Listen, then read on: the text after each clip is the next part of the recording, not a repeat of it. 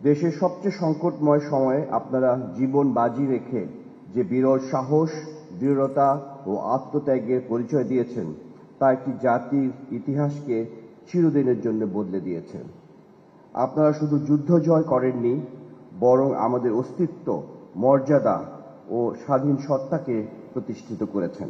বাংলাদেশের প্রতিটি মানুষ আপনাদের কাছে গভীরভাবে ঋণী এবং আপনাদের অবদান জাতির ইতিহাসে চিরস্মরণীয় হয়ে থাকবে। আমাদের মাঝে উপস্থিত আছেন স্বাধীনতা যুদ্ধে চট্টগ্রাম ও নারায়ণগঞ্জের জ্বালানি তেলের ডিপো।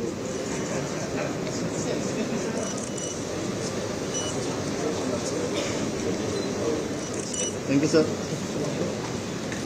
Excuse me.